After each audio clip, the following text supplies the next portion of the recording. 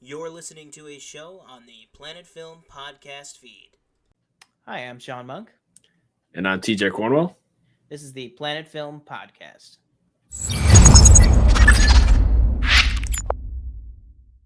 All right, so welcome back. I know we're a little bit late here. It's been a hell of a week. It's been a week. Been a week. It actually really hasn't because nothing's really happened, but for being honest. No, yeah, nothing's. I mean, well, it's things haven't, things haven't. I got worked on a project for my room. Got a triple monitor setup going. Apparently took a lot out of me because I have been feeling very under the weather for a few days. Got my COVID-19 test done. Now, how did you get that exactly? I walked into immediate care and I said, "Put a stick in me." And they Well, no, because do you have symptoms or no? Yeah, I got. Oh, you do? Oh, okay. Like the past few days, I've had a lot of sore throat going on, a lot of nasal blockage, especially like when I'm like going to sleep or waking up. But like that's like can be expected. That's like how my allergy. Like I don't have allergies. Yeah. How my seasonal stuff normally goes is like that sort of a pattern. But I was starting to get the nasal congestion just randomly throughout the day, and I was like, okay, that does not normally happen. And then the main thing that was concerning was like I was getting like almost 24-hour like chronic headaches. Ugh. Yeah. And I just wasn't feeling too hot overall in general. So yeah, I was like, I mean, I was just better safe than sorry. You know what I mean? I just wanted to make sure because it really is. It's basically like the same symptoms I get while getting like my regular seasonal cold. But it was like a little more intense and a little faster. So I was like, well, better be safe than sorry. But the actual thing of it, if anybody out there is like thinking about getting tested, definitely go do it. Like I went to the immediate care, right on Niagara Falls Boulevard. And that it was only like 2 hours basically. Like it was like a 2-hour wait and that was it. Not 2-hour wait, but 2 hour whole process. Like you get there, you go in. Well, actually, the full thing was there's a well now up by where I live. So I went to that first, and they have this whole thing. Let me see if I can just pull it up here. They have this whole thing where you scan a QR code to get let in. Then they send you a text, and the text says, please stay where you are until you receive a text from our staff instructing you on the next step. Sounds like Quest. That's what happened to me when I went to go get my drug test. Yeah, and then so as you can see there, still waiting on the second text to tell me that I can come in. And that was at 11:47 a.m. Nice. So I was like at 12:47. I was like, yep, I think I'm just gonna go. I was go like somewhere else, yeah, go somewhere else or something. So I looked up and I was like, all right, the immediate care is there. So I went to the immediate care, and immediately I walked right in the door, and I was just like, it is immediate care. I like inched in, and I was like, can I come in? Like, are you guys like, can I physically enter the building? And they were like, what are you here for? And I was like, oh, COVID test? Question mark. And they were like, yeah, you can come in. Like, then they just took my license and my insurance card. I just filled out some paperwork, and then they brought me in like right away. But goddamn, was there a lot of people in there? There wasn't anybody else inside the building. Like, there. I think there was one person in a room in the back, but like, there's nobody present. Like, no patients interact or see other patients. Basically, there was 2 people waiting in their cars, but I think they were maybe waiting for people that were inside. Oh yeah. But what's it called? Yeah, but you don't like. There was no interaction with like me and like other patients. Like you couldn't even tell if there was other people in there. You could kind of hear that there was like people in other rooms, but you couldn't really tell. But yeah, they brought me back there. But damn, that thing, the swab is like people refer to it as like a Q-tip, but it's like a little like pinprick thing. Yeah. And it's about that. Where am I? It's about that long, and about that much of it goes into your brain.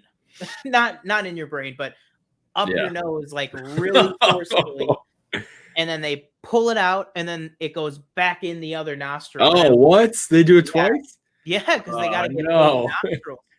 It was like and she like I don't have her name. Not that she would be listening to this podcast, but the nurse I had, she was really, really nice. She was like, but she said, she was like, have you by chance ever gotten this test before? And I was like, no, I've never gotten it. Like, this is my first time. And she was like, it's quite uncomfortable. So, and I was like, yeah, that's what I've heard. And she was like, she said, buckle up. And I was like, oh no. She literally said, buckle up. And I was like, oh boy. But yeah. So, I was gonna ask if it was was it like a copay or something? You have to pay for? No, it's completely free. The only reason they needed my insurance card was because I had insurance. You could, it would technically be insurance fraud, but you could go in there with just your ID and get it. But they don't even, as far as I know, they just need your insurance information to put it on record that you got the test. There's no charge. It doesn't even run on your insurance. It's just completely free, which is really nice. So anybody who's not wanting to do it, maybe steer clear of the WellCare or the WellNow ones. But as far as the immediate care, like the one in Amherst, if you guys want to go check that out, or I'm sure it's the same nationwide if you have immediate cares. But yeah, it was really quick and super easy. It's going to be like a week before I find out the results. I was going to say, are they going to email it to you or call you, or? I think it's an email. Yeah. But in that time, they told me that I have to isolate. So, I'll get you that monitor eventually. Yeah, it's really nothing new. You've been doing that. So no, exactly. But yeah, so I'm definitely staying in for at least 7 days. But yeah, that's been what's going on with me. What's your weekend like the new job? Just working. I start my work from home adventure on Friday. So we'll see how that goes. I've talked to, like, I don't want to get into specifics or anything. I've talked to IT maybe like 3 or 4 times, and I just feel like a tad annoying. Like yesterday, I got up from my, not to get gross or anything. Yesterday, I probably went to the bathroom at work 5 times. Don't know why. I had to literally, like, I got an iced coffee on the way in, and yeah, I probably like had to piss like 5 times. And of course, me like getting like, what do you call it? Anxious or whatever. I like Googled. I was like, what does it mean when you just like have to constantly? And of course, it's like, well, you could have a kidney stone. You could like do this, or you drank a big ass iced coffee. Yeah, and then it was like, well, caffeine like causes like, you just said, like people are like, well, if you have to, do number 2, then just drink coffee. You're fine. But then I like, after I got up or I went to the bathroom, I came back and my computer was locked, and I was like, okay, so I just type in the password, and I failed 3 times and it locked me out. So then I had to call IT and they had to reset my password. And then I just worked. Actually, I'll be honest. Didn't think this would happen. Days actually fly by. Once it hits noon, it's gone. Today wasn't as good though. Today was just a tedious task after another. But I did get my first check today. That was kind of nice. Yeah. Yeah. But I'm losing it. I don't know what's going on. I mean, it's not permanent me working from home, but I'm excited to like. So if you had gotten this job away, like out of all of the COVID lockdowns and stuff like that, the working from home wouldn't even have been brought up. It's just strictly because of that, or it's just why is it temporary? I'm gonna guess that it's like, I mean, we have like in the office at a time we probably have like, it seems like whenever I go in, it's like throughout the day it's probably like 6 or 7 people in there at a time. Like it's really not a lot. So like I sit with like 2 other people and they alternate like working from home. So like one of them will do 2 days and then the next one will do 2 days. Okay. But yeah, no, I'm assuming that this is only an option for me or is a thing for me because of coronavirus. I could be wrong, but yeah, I'm excited. Yeah, I mean, you definitely have a now. Do you do it off of your own computer, or do they give you a whole? No, they give me a laptop. Oh, a laptop. Okay, Yeah. okay. Now, do you sorry, just with your Yeah. like not specifically or anything, but with your job, do you do phone stuff or is it just like computer work? Just computer work. Oh, cool. Well, that's yeah, can't beat that. Yeah, with my old job, I don't know if I've mentioned it before, but I used to work at Geico as an insurance representative. And like I would have loved working from home there. I mean, a lot of my like some of my family still works there and a lot of my friends still work there. And they're all working from home right now. Didn't they like have to force that? That wasn't the state like yeah, it was like Geico was one of like the real holdouts that like they but as far as everyone that I've heard, I mean, it is like a cluster F going on with the working from home there. So it's like, but like I said, I would love to work home in that kind of a job, except for the phones part. You know what I mean? Like if I could have been like like an underwriter or something like that, like something where it's just being on or like just data entry. You know what I mean? Just where you can just like throw on some headphones and just like be on the computer all day, just like doing your work and stuff. Like that'd be great. But yeah, I mean, without further ado here, let's go ahead and get on with the actual show. So this week, pretty light in terms of entertainment news. First and foremost, we just wanted to bring up, it's not really news. I wasn't even sure if we really wanted to talk about it because there really hasn't been much information since it happened. But earlier in the week, I think towards the beginning of the week, Justice League star Ray Fisher, who of course played Cyborg and his PowerPoint slide in Batman v Superman, as well as as well as in Justice League in a more fleshed out role, no pun intended. Sorry, Cyborg. He accuses Joss Whedon of abusive and unprofessional behavior on the set of Justice League. So this is coming after I almost said last year's Comic-Con. This would have been 2017's Comic-Con. Actually, that was been 3 years ago. Yeah. Not last year. I forget. Sometimes I forget how long it's been since Justice League came out. But yeah, so feels like forever ago. 3 Comic-Cons ago, there was this clip where, obviously doing his part on the PR end of things to keep the movie's reputation good and stuff. He said, it was a clip of him in Hall H saying, oh yeah, we love, Joss came in and he's really, handling the situation well. He's a great guy. And he's like, Zach picked a great guy to come in and finish it off for him. Did he pick? Well, that's the thing. That's what he said. I was like, there's no way Warner Bros. Like, yeah, Zack Snyder, you could pick the next director. Yeah, like you could definitely tell it was definitely like a PR-y thing to keep, the image of the movie good and stuff. Yeah. But last week or 2 weeks ago, maybe now at this point, on Vero, that Zack Snyder social media thing that he loves. I know. Yeah, the thing he posts on all the time. Yeah. Ray Fisher has a Vero too, and on Vero he posted that video of himself and was like, "I unequivocally and forcefully want to take back everything I said in this video." Wow. And then a couple days later, this came out where he then tweeted saying, that Joss Whedon was abusive and unprofessional on sets and made it a very uncomfortable place to work.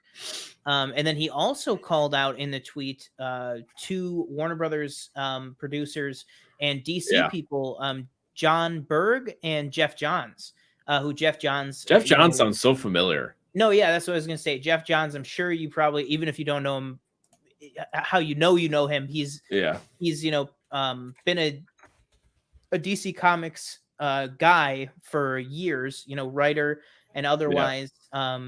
he's been put more in charge of creative endeavors over at DC and the DC department of Warner Brothers. He also has a big hand in, the CW shows and all the live action stuff that that DC does. But yeah, Ray Fisher also called them out for enabling his behavior. No comment by Jeff Johns on that, but John Berg, the other producer that he called out, that's where it kind of got weird. Was John Berg was like, we never did that. Joss never had that kind of attitude. And then John Berg called out Ray Fisher for refusing to say "booyah" on set. Which is like the weirdest thing. I'm sorry. I can't imagine that. It seems like he actually really liked that character. So I can't imagine that he wouldn't want to, It's like somebody, I saw somebody said like it's like Michael Chiklis being like, "Oh, I'll be the Thing, but I'm not saying it's clobbering time." And it's like, it's what? It's not even the fine print. It's in the big bold print that says, I love the script, but just this booyah, I don't know. Well, it's like Ben Affleck. Yeah, man, I'd love to be Batman. It's been a lifelong dream of mine, but I am not going to say I'm Batman. I'm not going to say it. And it's like, what are you talking about? Like, you can't just like not. I don't know. Like you said, first of all, I'm inclined to believe Ray Fisher just because this is just my own personal opinion. Yeah. Personally, I'm inclined to believe Ray Fisher just because there's been stuff that's come out about Joss Whedon in the past. About I've heard that. I don't know specifics, but some pretty unsavory reports about just his personality and things that he's done, whether unfounded or otherwise. Clearly nothing has happened with them yet. Probably deserves some more investigation on whoever that would be on. But yeah, even before that, I mean, if your only comeback to the guy or your only like fight to kind of discredit him is, well, he wouldn't say booyah. Like, what are you even talking about? Like, I just don't like, are you trying to spin the narrative that like, oh, this great Broadway star that gets a shot in a movie refuses to stoop to the level of saying a superhero catchphrase? And it's like, that's the dumbest shit I have ever heard in my life. All of he's talking about. Yeah. I mean, so this is one of his first big screen debuts, I guess, per se. And before this, he's worked on a show called The Astronaut Wives Club, and it's called The Good, the Bad, and the Confused was a short. And then he did Batman vs Superman, he was in the movie for like a minute. Yeah, because he's a big Broadway guy. Fisher. Oh, okay. So I was like, he probably only worked with Zack Snyder beforehand, and Zack Snyder strikes me as a guy who's very just a very nice, he's very chill. He seems he's very chill, but he also seems clearly like he's very paternal and protective of his cast and crew. You know what I mean? Yeah. Because Ray Fisher, especially over the years, has been one that is very much in Zach's corner. Because I think really it's kind of a two-parter on that, was that, this guy comes from a Broadway background, comes from a musical theater background. This great director, Zack Snyder, say what you will about him now with some of his movies and stuff in the original, cut of Batman v Superman, that one was much more his vision. Some people still don't like that, but at the time, when he was getting the job, Ray Fisher, this great director, Zack Snyder, picks him out of relative obscurity, takes this big chance on him, tells him Cyborg's going to have this big arc. We're going to do we're going to do the same kind of justice that, the TV shows over the years have done for Cyborg, building him up to be, whether it's Titans or Teen Titans, or even Teen Titans Go really nails the character too. Go. Exactly. But to have this chance taken on you by somebody like Zack Snyder, getting told, we're really going to do justice to this character together, and then you're going to go into your own movie and stuff. And then to just kind of have all that, just kind of crapped on and taken away from you. Yeah. That must really suck. You know what I mean? And I get it. If he is upset and angry about that. and I just think, you know, if Joss Whedon really did make it, you know, as he says, an abusive and unprofessional and toxic work environment, that's an even bigger slap in the face, because it's like you sign on. It's like getting the substitute teacher from hell. Yeah. You know what I mean? You're like, all right, well, I got you. Like, even if I don't like him, which in this case Yeah. it sounds like he does like Zack Snyder, you know, like you're like, all right, well, I know how my teacher works. You know what I mean? Like, I know how to work with him. I know how to get help. I know how to do all this stuff. Yeah. And now you get this guy coming in that's just like, nope, we're throwing out. Oh, sorry. We're like, no, we're throwing out the rest of that. Don't even worry about it. Yeah. We're just gonna make it fun and like Avengers light, basically. You know what I mean? I'd be interested to see like if anybody else is like confirms what he's saying, or you know, is like, no, that's not how it was. Like, no matter who it is, it doesn't have to be like a cast member. It could be like, you know, the boom operator. I don't know. Mm-hmm. Yeah, like yeah. Because that would almost like, if it's just him and that's how he felt that way, you know, you could, you know, people might be like, well, is he, you know, is Joss Whedon like, I don't want to say racist, but like, you know, just like not equal, I guess. I don't really know how to phrase it. Mm-hmm. Yeah, I mean, and that's another thing too, is that like, if that's true, then that's a whole nother aspect of it that like you want to take a look at. I would like to say, like, I just want to know like what happened, you know? I just like wanted some more specifics. Yeah, and that is another thing too about it. Wow, I was wondering if we even put this in the show today, but this is a pretty good topic.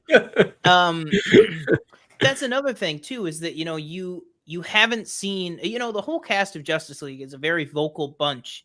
Yeah. Not so much Ezra Miller in the past couple months. No, yeah.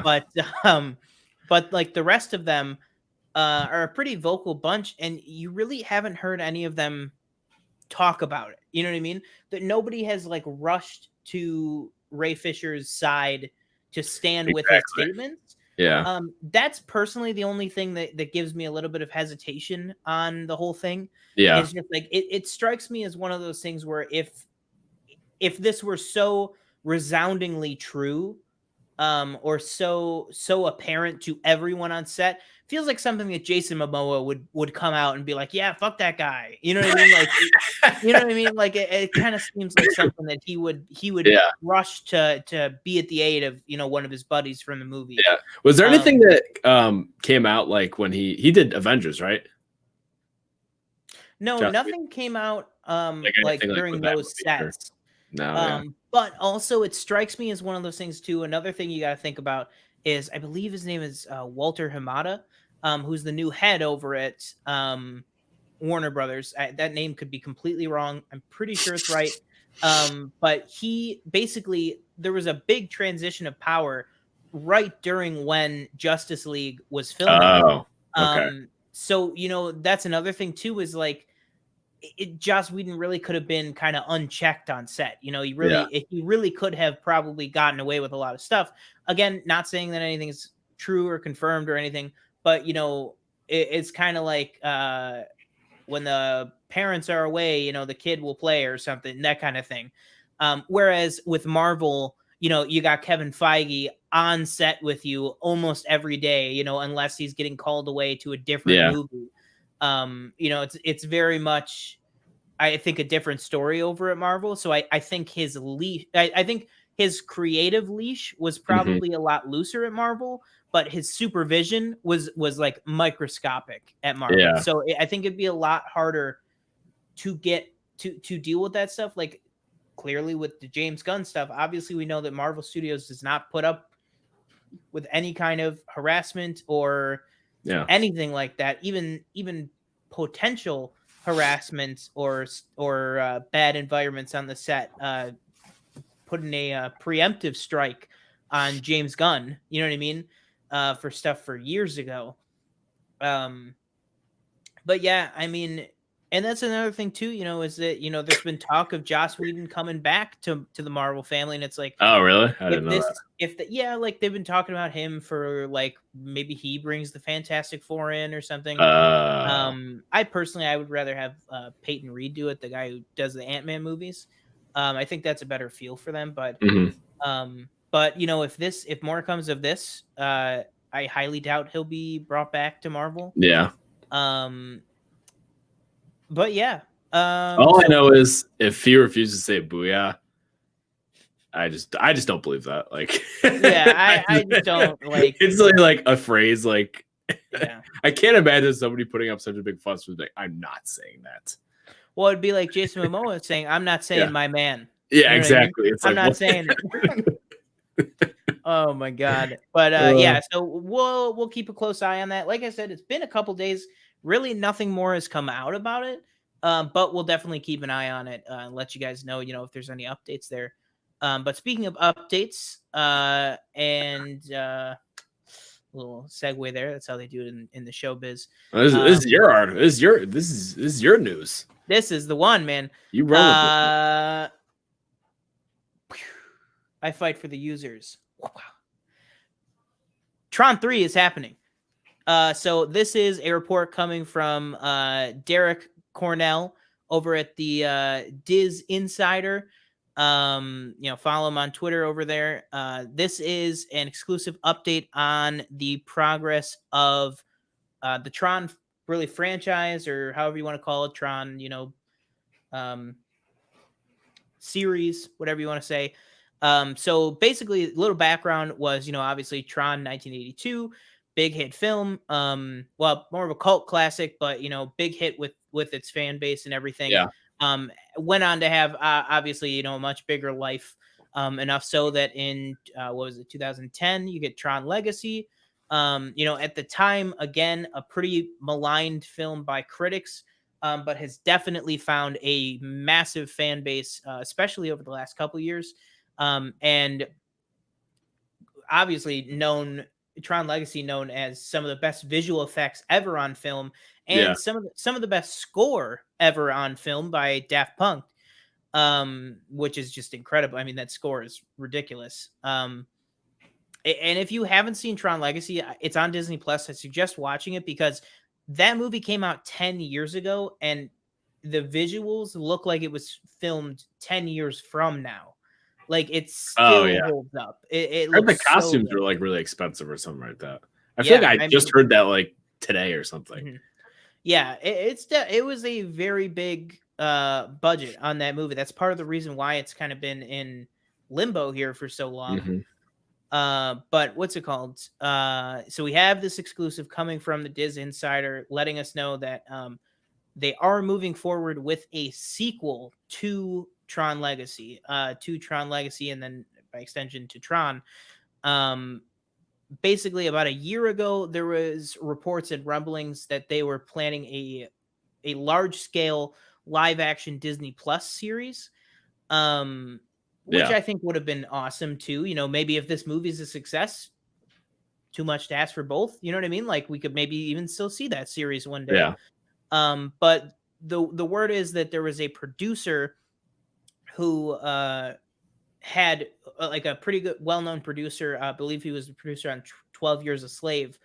One of the producers on 12 Years a Slave, who basically had a real hunger to bring this franchise to the big screen again.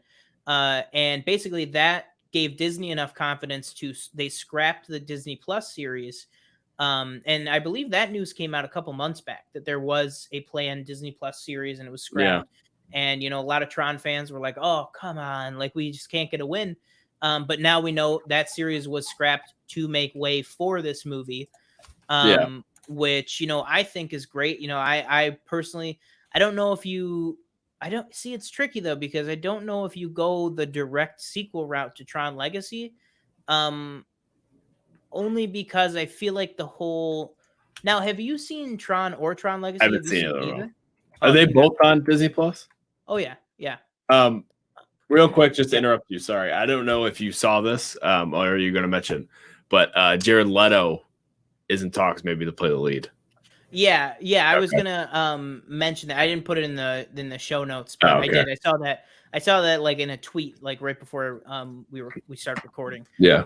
Um, but yeah, this is what I was gonna say was I don't know if you go with a direct sequel to Tron Legacy, only because I don't want to spoil it for you or for any of the Yeah. listeners out there that haven't seen it. But you know, the first two movies, the main characters in the first two movies kind of get a nice send off, Yeah.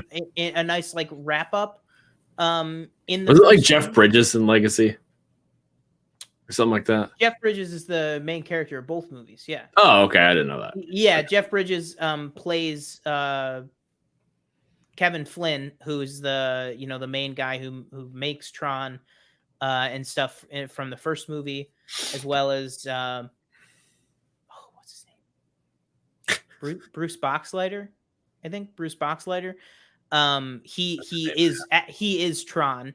He's in the real world. If you don't know anything about it, it's the movie. It's about real world people that go into the video game Tron. Yeah.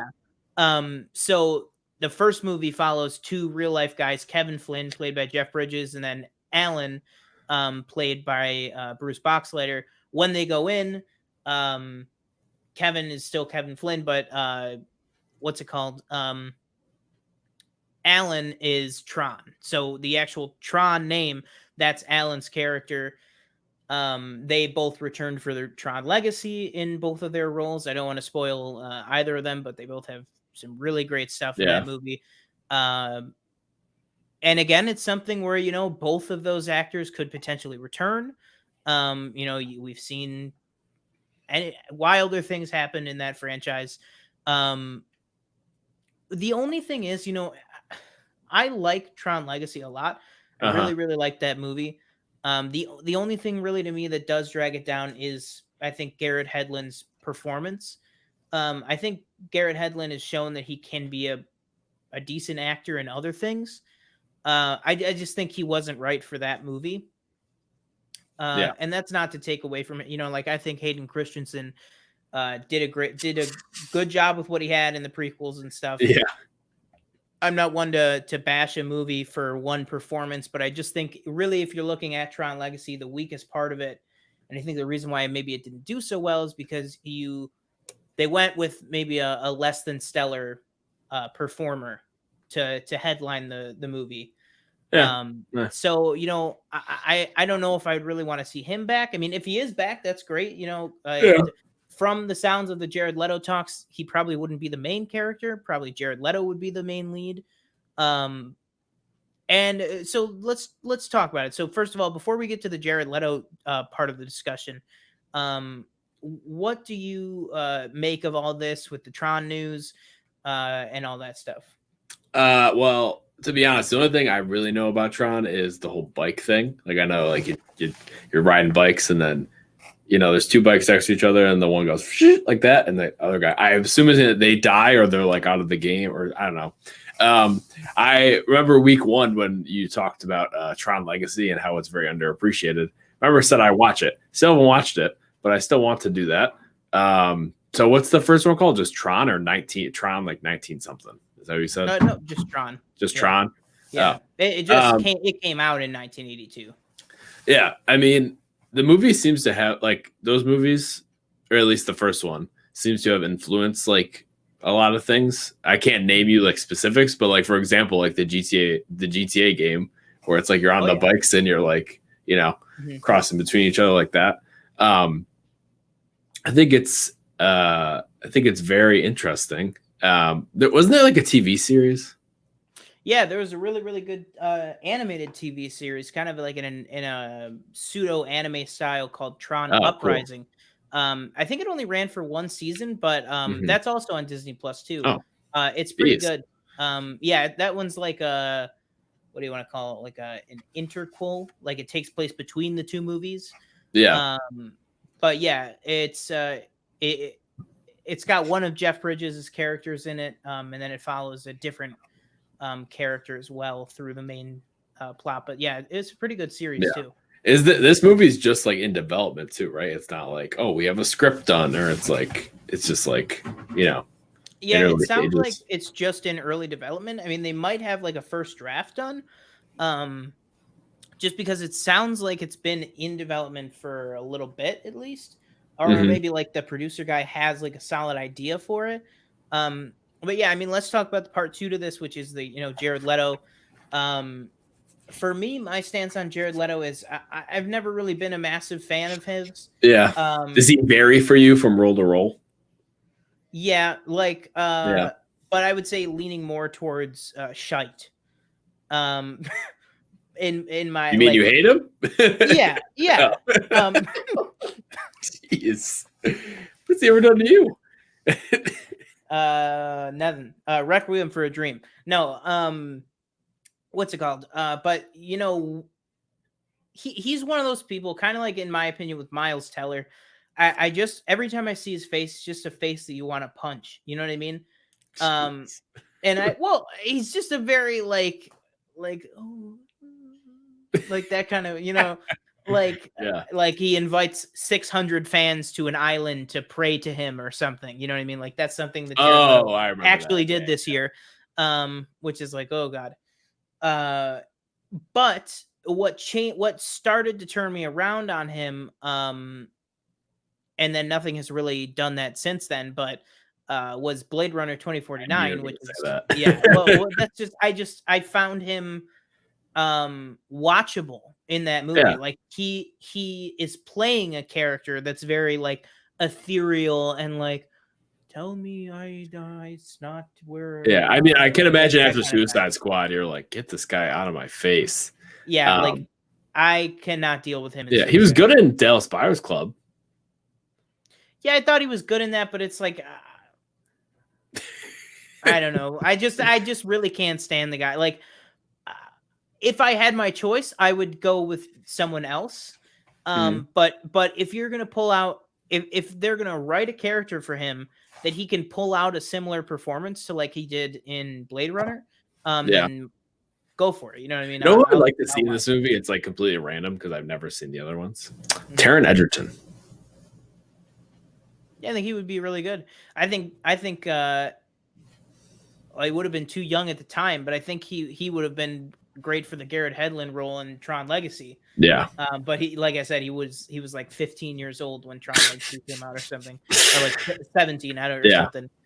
But yeah, no, I think he would fit really well in. I think Taron Egerton would be a really good fit. But yeah. So that's the Tron news for this week. I'm definitely pretty excited for that. We'll definitely be bringing you the updates. Hopefully maybe some weeks soon here we can get TJ to watch the first movie, I'll maybe get to it. give his quick thoughts.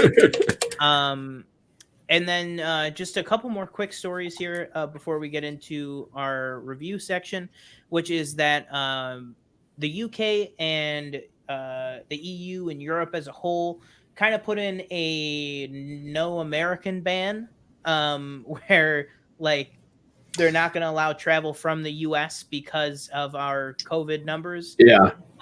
But the UK and several other EU countries have said that they will make exceptions for television and film crews to go back over and start filming again. So I believe it was Falcon and Winter Soldier is filming in the Czech Republic. They're allowed to resume. Mission Impossible is allowed to resume in the UK.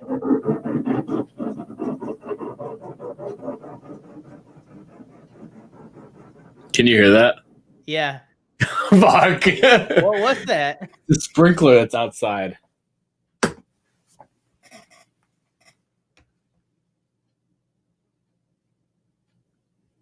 I think it's gone. It's one of those terrifying. Is it gonna come back? I hope not. I think he moved it. I don't know where it is. Let's just keep going. We'll see if it comes back. Hopefully it doesn't. Okay. All right. What's it called?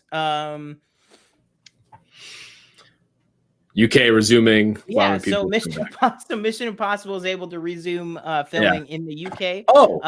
Sorry, not to get. I'm really sorry not to get off topic. I didn't read this. I just saw it scrolling on Twitter. Did you see that thing that actress wrote about Tom Cruise? No. Oh my God! Hold on. We'll today. pivot here. Yeah. Okay, well, I'll just talk about while you're pulling it up. I'll just talk a little bit about Mission Impossible is definitely a big. I'm a big fan of the Mission Impossible movies. First time I ever watched them, I binged them all in one day. Really big fan of those. Kind of a big Tom Cruise guy, so I'm excited to hear what TJ is about to tell me. Wait. But yeah, just this poor movie. It's like first day of filming gets shut down because they're trying to film in Italy.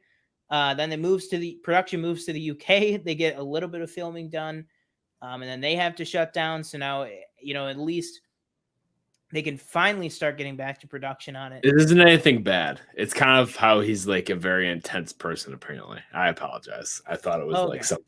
When I was scrolling past it, that how like there's like see what this co-star in Mission Impossible 2 said about Tom Cruise on the set. It's like something like that. It's her name was Thandie Newton. Oh yeah. But yeah, basically it's about like he's just like an intense guy. Yeah, she said he was a very dominant individual. He tries super hard to be a nice person, but the pressure he takes on a lot. Yeah.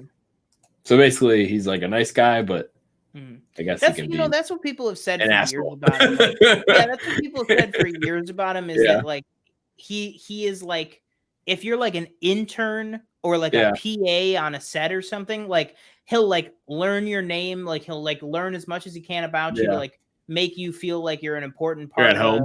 Yeah, like to make you feel like you're like one with everybody, you know what I mean? And I think that's nice, and clearly, with some of his religious stuff, with like the Scientology, like some of that's a little out there, and gotta reach Xenu, gotta do it. Sorry. I don't know what that was. It was like Three Stooges or something, but yeah, I mean, people really just say all the time that like he really just tries to be like the nicest person in the room, and like just tries to be like a really super positive person. And sometimes, people have said that it comes off as a little much at times.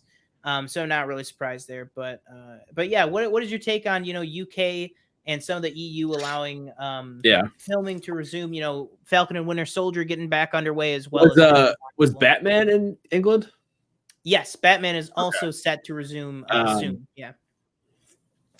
I think it'll be I mean, as long as there's no like, outbreak on the set of, Batman, that would suck. I mean, here, we already know, living in the United States, these cases are hiking. They're going up.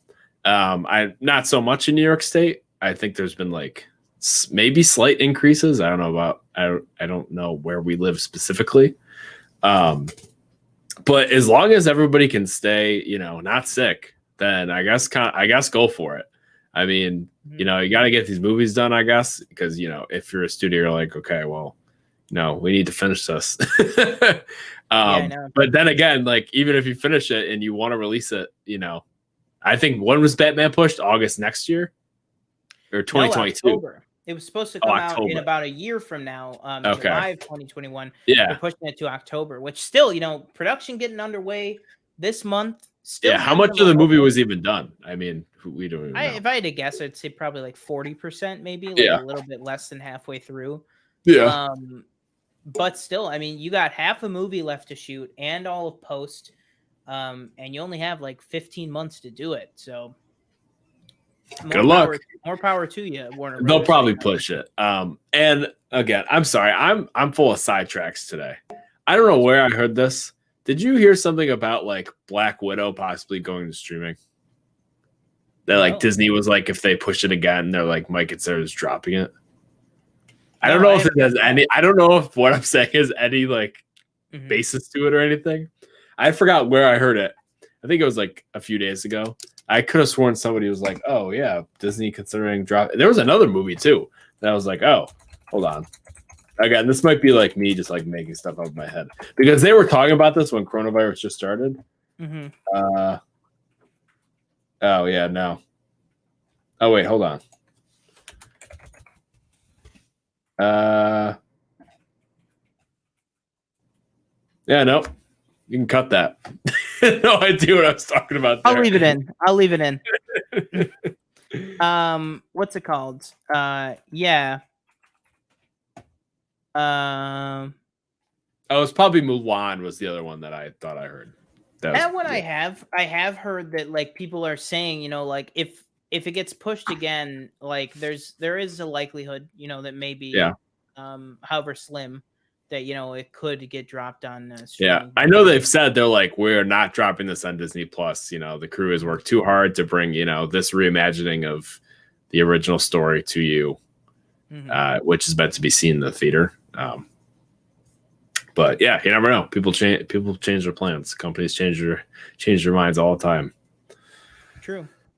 All right. So next up here, the last news segment that we're going to be talking about here is that Colin Kaepernick has scored a first look deal with Disney. So this is going to be as in a producer role, as well as maybe some writing, I believe. But it's basically he is going to be having a first look deal with Disney to promote Black voices and Black entertainment voices in actors, directors, writers, those kinds of roles, as well as I'm sure music as well, for scores and soundtracks for films. But it's basically going to be in more of a producing role, which I think is awesome. I think really in all of this, I think in the last couple of years, Disney has really been doing a good job of trying to push for racial equality in. And I know that there's still some stuff where like behind the camera, and I saw recently there was an interview with Anthony Mackie where he said, at the end of the day, he wants the best person for the job working on the film. But at the same time, he's like, he's up for more diversity. He's up for more diversity behind the camera. Exactly. Yeah. Oh, but okay. Yeah. And because that's what I was going to say was I really think that Disney has been doing a really good job with diversity in front of the camera. I think out of all the major studios, they've really been pushing for it and doing a lot for Black creators and Black voices in the industry to be able to, have their kind of moment in the spotlight as well. You see now a lot of other studios are obviously doing the same thing. I just think, it's a nice, I think clearly, and I also think too, I think Colin Kaepernick probably sees that as well. It's probably why he picked Disney to sign with. Because they've been doing a lot of stuff, with there's that, I guess they're calling it like a music movie or a scripted music something. The new like Beyonce album. Oh, the visual album. Yeah. Visual album. That's what it is. Yeah. Yeah. Music movie. Sure. Yeah. Whatever I said. But yeah, the visual album that's coming to Disney Plus.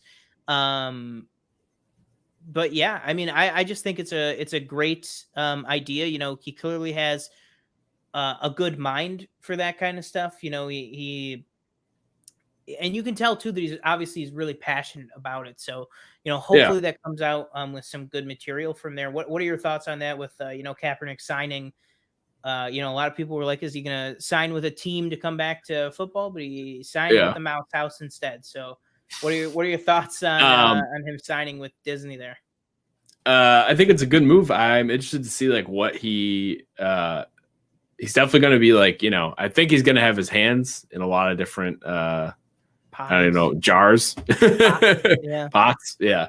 And then he's also, it was Netflix. Never mind. Who was doing the 6-part series on his life? I thought that was ESPN that was doing that. I didn't even think about that though, because Disney owns ESPN.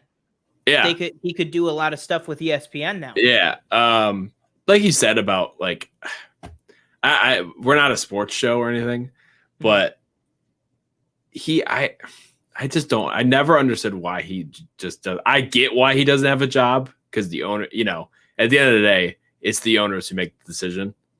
If they don't want to deal with, this political, stuff like that, then they're not going to sign him. But I think this is a very good way to obviously sign that deal with Nike, I think last year, I want to say.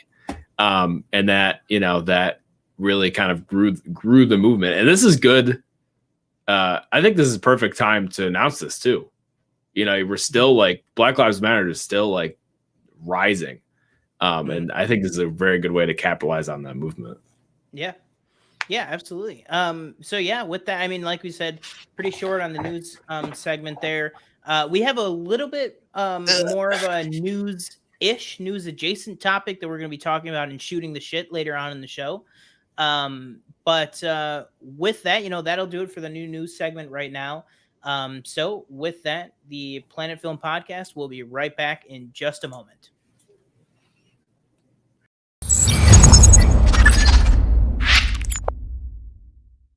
All right, and welcome back. Thank you so much for being with us there. So before we actually go ahead and jump in with our review here, we do have a little bit of semi-breaking news here. Well, yeah. So it's not huge, but it is big. So the Comic-Con at Home event that's going to be happening later this month, kind of the pseudo replacement for San Diego Comic-Con. Marvel Studios has announced that it is not going to be taking part this year. So there will not be a Marvel Studios presence. So there won't be a plan? We won't get another plan?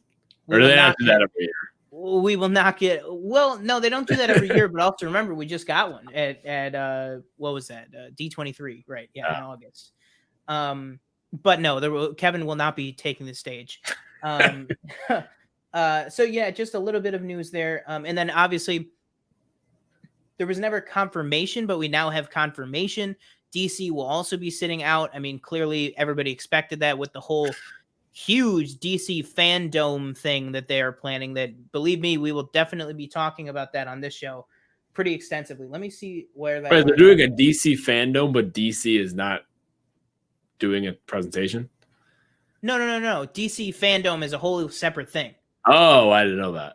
Yeah, DC fandom is it's a whole separate event. Oh, okay. With only DC news. It's just going to be DC News City. It's just previously we were like, okay, but are they going to have maybe like a little presence at Comic-Con at Home? But they're not. So DC and Marvel Studios will not be having a panel there. Right now, I think Marvel's just kind of like, yeah, we're chilling, man. Like, we don't really have anything to announce. There's nothing really more to say about what we've already announced. So I think they're just fine. And then DC obviously has a bunch of announcements, but they're going to clearly save it for their own scheduled event there, which, we will definitely be covering on this show. Might even do a couple special videos for that. If there's any big like trailer drops that weekend, like with big movies and stuff, or even like teases, that we might see. I mean, they could be dropping crazy stuff. We could get a Black Adam tease with The Rock. You know what I mean? That would be. I mean, that movie's not even coming out for 2 years, but who knows? It's clearly they're gearing up for something real big for DC fandom. So, but yeah. So just the news there that Marvel and DC Studios will not be taking part in Comic-Con at Home. Do you have any more thoughts on that, or? Nope. All right, cool. Well, just wanted to cover that just because I looked down at my phone while we were on the break there. But yeah, so without further ado, I think TJ is going to go ahead and lead us off with the review today. So go ahead and lead us off. So we're going to start last week. We left off. Oh, by the way, this is our segment. Tell me what to watch. I don't know what to watch. Take it away. Okay. So last week in our first part of Lawrence of Arabia review, I believe we left off with Lawrence having to kill Gassim. So the next morning, the Arabs spot the Turkish garrison and they overrun the Turkish garrison. I believe it's I'm trying to think of if it's like the scene that I'm thinking of, but so once they take over where the Turks are settled, Auda, Aqaba. yeah, Auda's like, yo, like, where's my gold at? You know, like I wanted some gold. And, you know, Lawrence, being the quick-witted man he is, Lawrence has already decided that he's going to head to Cairo and tell the British that he's taken Aqaba. Yeah, sorry. And there's a lot of names. yeah, and Ida's Auda. Oh my lord, I'm losing it. Sorry. And Auda's like, and Lawrence is like, I will sign. I think it's how many? 5,000? 5,000. Oh, I think so. Yeah, I can't even think. Something like that. He's like, I'm going to give you 500,000 golden guineas from the British government, signed in absence by me. And you know, and Auda's like, okay, like, and Lawrence is like, I'll be back in 10 days. And Auda's like, 10 days. And he's like, yep, I got you. He's like, okay. So Lawrence begins to cross the Sinai Desert. Oh, actually, I'm sorry. Before we get to this,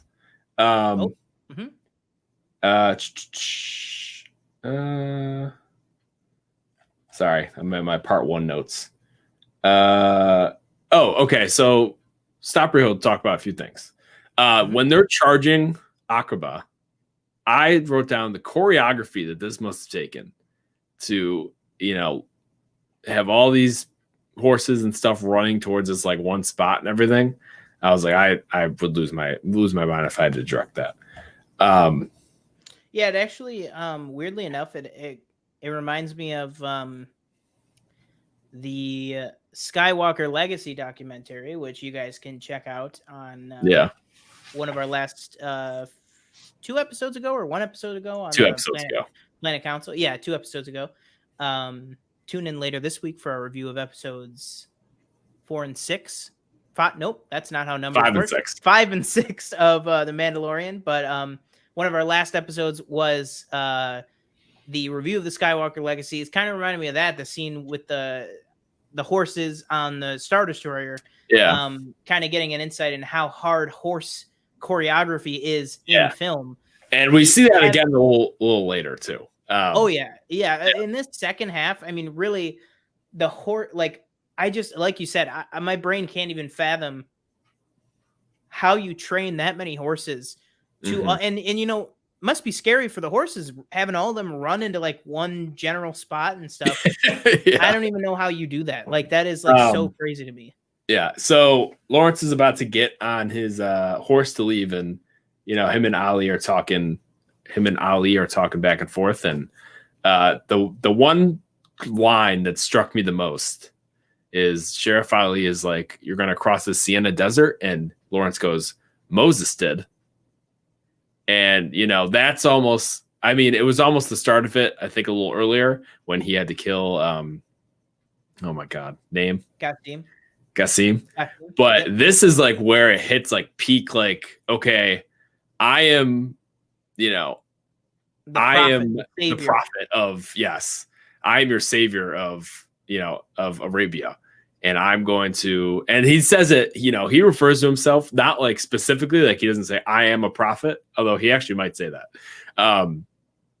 But where, like, there's a lot of times where he goes, they're going to get Arabia and I'm going to give it to them. It's like me, not, there's never like a we, like, oh, we're gonna, or if he did forward, fast forward a little bit when he eventually gets to Cairo, he says that exact thing to Allenby, to Brighton, sorry, at the bar. He says, we took it. I took it. I took and it. He says, I took it very, very forcefully. Yeah. So.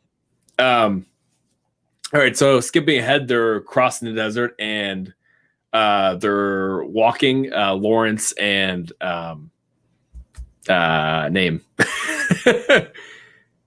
Sorry. Dawood and Faraj. Yeah. So they're walking and Daoud stumbles into some quicksand, and Faraj and Lawrence run after him to try to save him. And Lawrence takes off his like I don't even know what you would call it, like head, like his head dressing or whatever. Head dressing, and he throws it to Daoud, and they're pulling, and Daoud just can't hang on, and he sinks and he passes away or dies. So they're just walking the rest of the desert. Sand all over the. Should mention too. He loses his compass because Ali takes it. Right? Doesn't Ali take his compass? I think so. I might have missed that part, but he doesn't, because like when they're walking right before the quicksand, he's like, he like realizes that he doesn't have it, and then it's another kind of moment of like that prophet mentality where he just goes, "Oh well, we'll just go there, and we'll eventually hit the sea, and we'll be fine." Yeah, and then that kind of shows, that his irresponsibility with that kind of got Daoud killed. So he didn't know where he was going. They're walking, and they come across this broken down, like former, like it looks like a house kind of, but it's like I don't even know what it is. It says like don't enter. It's like a military type thing. It's very like rustic, and it's all broken down. It basically looks like a tornado just like tore through it. So it's just like this house that just like has no roof or anything. And it's just, there's this creaky like wire door that's just like, just opening and closing. And, they walk through the door, and there's what river is that? Do you know? Shouldn't it be the Red Sea? The Red Sea, maybe. I don't know. Anyway, they open, and there's this giant, like, water mass of water with a boat, going through it. And then this guy, is driving on a motorcycle. They're trying to get his attention. And the guy yells, "Who are you?" And fun fact, when I was listening to the Cinephiles episode again, that's David Lean. Oh, I do remember that. Yeah, that's awesome. Yeah. Okay, so let's see. Sorry, I'm new to this. I apologize. That's okay. So they end up getting back to the Cairo. The guy that they're waving down, I guess he must call like the military to come get them. So they arrive like in the back of a truck. So let's see. So when they walk into the building like that the British are occupying, everybody like looks at Lawrence and did you hear that? Yeah, Faraj. And basically like, what is this? Like, what are these people doing here? Like very racist to, their appearance and everything. And they walk up to the bar, and Lawrence goes, "I want 2 glasses of your lemonade." And the bartender's like, I can't serve you. Like, get out of here. Like, what are you doing here? And, he's like, give me the lemonade. Like, because they're dying. Like they might just, if they don't have lemonade or something, they might drop dead like right there. And the I don't even know what it was. Not general. It was like Colonel? it's like the colonel, because he was on the same level as Brighton. Okay. And the colonel walks out and goes, what's going on here? And he goes, "Lawrence, well, and he's like, well, I'm sure you would like a bed or something." He's like, "Yes, I would like a bed, but it's for him." And he points to Daoud, right? Sorry. Faraj. Daoud's Faraj. Oh my God. And he's like, "Okay, like I'll give him the bed." And so Lawrence goes to meet with the general, and he's promoted to major, and given arms and money and stuff for the Arabs, because Lawrence told them that they took Cairo, and they're like, what are you talking about? Like, no, there's no way. And he's like, "Oh, we took it, or he might say I took it. And they're talking about it, and he's like, well, to go on, we're gonna need, money and guns and and horses and artillery. Yeah. And they're like, like, okay, like, I guess, like, we'll give it to you, fingers crossed. And so when Lawrence leaves,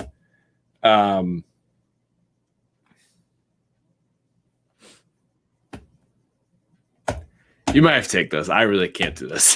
I'm sorry. I'm like trying to read these, but it's like I know there's stuff in between these bullet points that I want to talk about, but like I can't switch between the tabs fast enough. Oh, it's okay. All right. Well, oh boy. Because like I know there's stuff between like he gets the money, and then like it takes the intermission, correct? Like that's like the next like. Because I think this is the part where it's in the intermission, where they're like, "Oh, he's caught up in the whirlwind or whatever."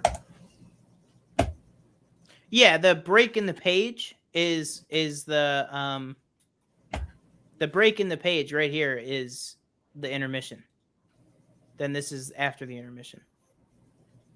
Gotcha.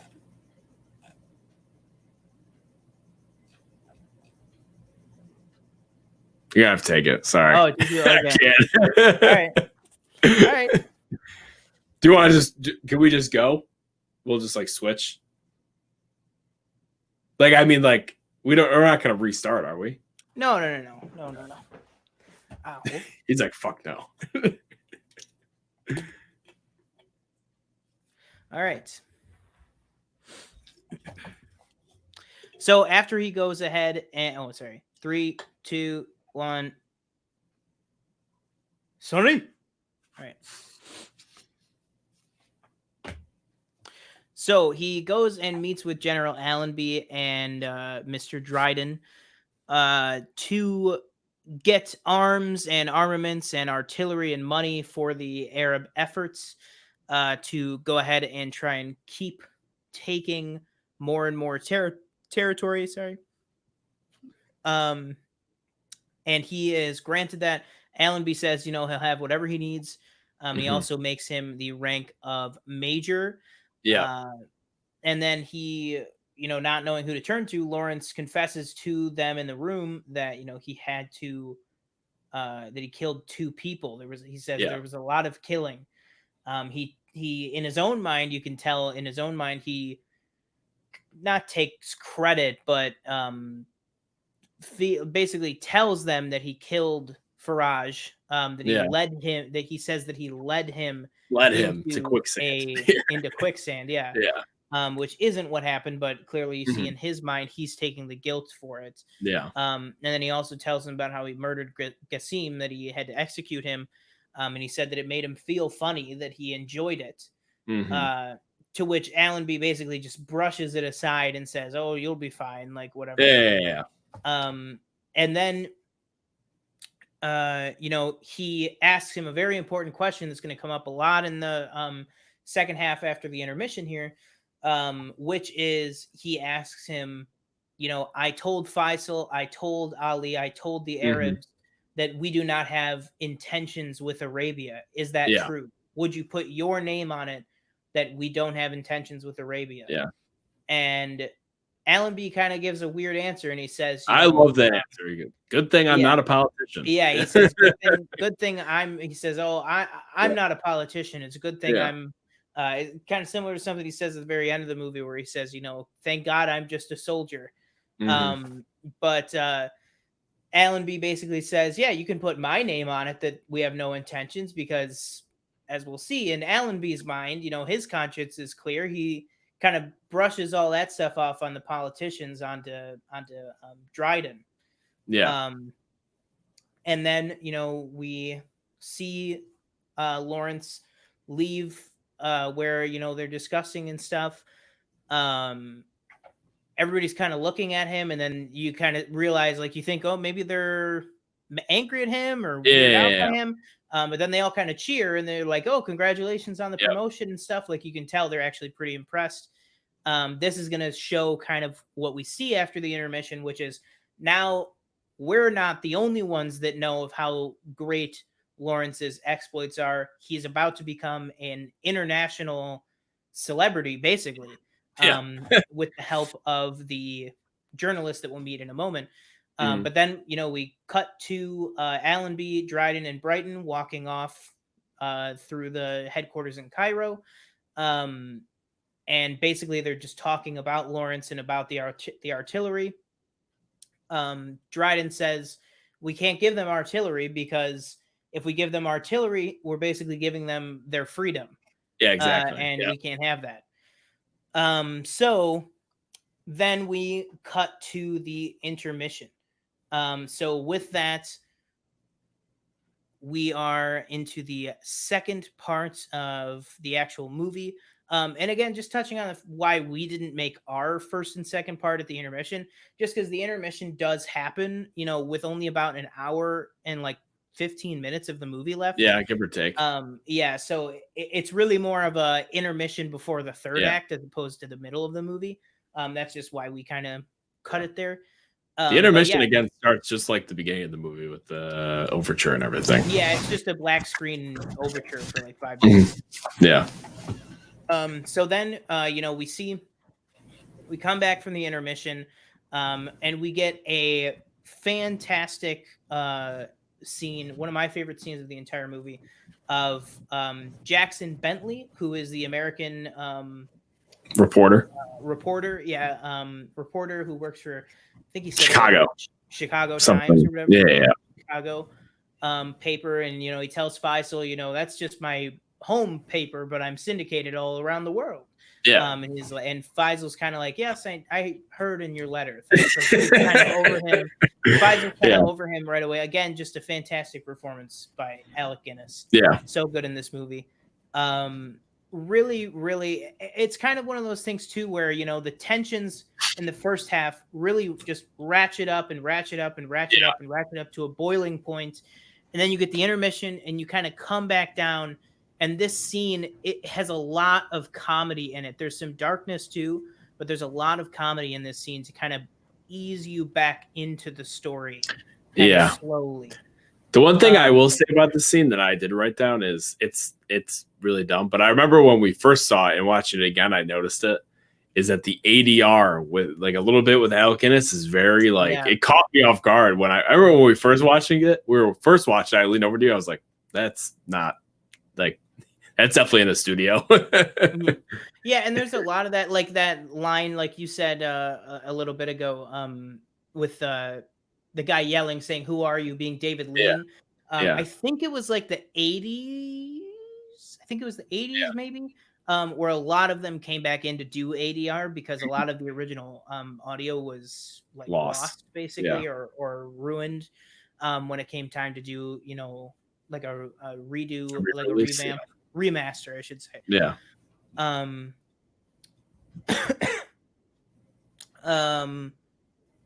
the ADR in that scene is definitely, you can definitely notice it quite a few times in there. But you just have some really, really great lines by Prince Faisal, like when Bentley, one of my favorites is when Bentley refers to General Allenby as a slim customer, and Faisal laughs to himself. Yeah. He's like, "Oh, slim customer, I like that." And then he also says, it's time for talking turkey. It's like, it's just funny because it's like you think about like, and who knows about what the real Prince Faisal, like if he was actually like had a little bit of like a funny streak in him, or if it's just the character that like Alec Guinness made some choices on.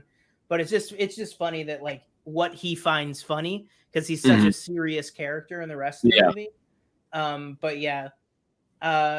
So then after that, a great scene between the two of them. Then we cut back to Lawrence and Auda, and then Ali you see in a little bit, but first you see Lawrence and Auda.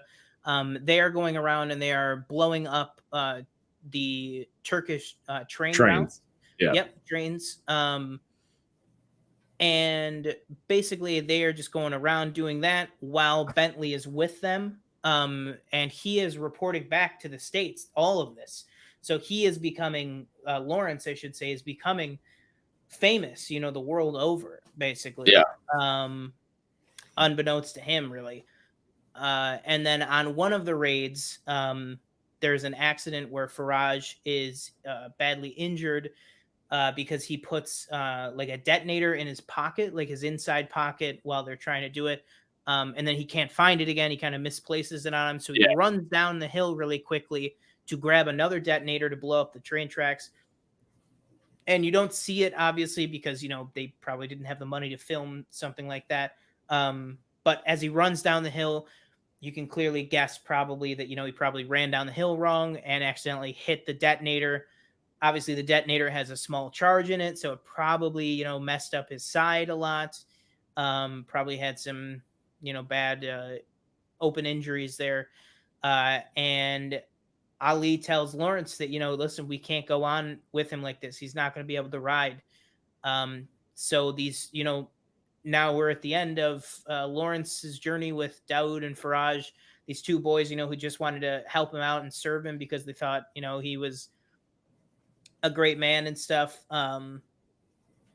Unfortunately, are getting killed here. So Lawrence has to shoot Faraj in the head because, you know, if he is found by the Turks, they're gonna take him out and they're going to, you know, probably get information out of him and stuff like that. Get information. Just real quick, sorry, just going back like a little bit. After they blow up the first train, they charge their charge, and you know, and basically like a big kind of fight breaks out. It's a Turkish train with military, but there's definitely also like civilians on there. They basically like overthrow the entire train, so like every car. So after that it gets done, basically they're walking around pillaging, basically, you know, going through each and every car, seeing what loot they can find. And this one like lone Turkish officer that's like struggling to stay alive, he sees Lawrence, you know, on top of the I want to say it's like one of the front cars. And Lawrence is kind of like, you know, Lawrence is doing his prophet thing where he's like, you know, he's dressed in white and, you know, he's like, you know, look at me, look, like, you know, and the Turkish officer like takes a shot at him and he grazes his shoulder. And Lawrence falls to the ground, and the Turkish officer probably takes another 2-3 shots and he misses all of them, which again is almost like, you know, I'm not invincible as, you know, as this figure, but you know, I can't be killed that easily. Which is almost like he's immortal in a way. Yeah, it's the scene is almost like him, you know, kind of like testing it. Yeah, he just exactly. stands there and he just puts his arms out like this, and he just lets the guy shoot at him, and the guy misses every single shot, and he's like, he's like, it just builds his god complex even more, basically. And, well, even I don't know if I think it might be in this scene where he says, he says they can only kill me with a golden bullet, and it's like, if that's not like, you know, narcissistic like god complex, I don't know what is. It's like, you know, you can't kill me with anything. You can't with just anything. It has to be something like special, you know. But yeah, sorry, you go ahead. My bad. No, yeah, I accidentally skipped that one. Sorry. But yeah, big scene there.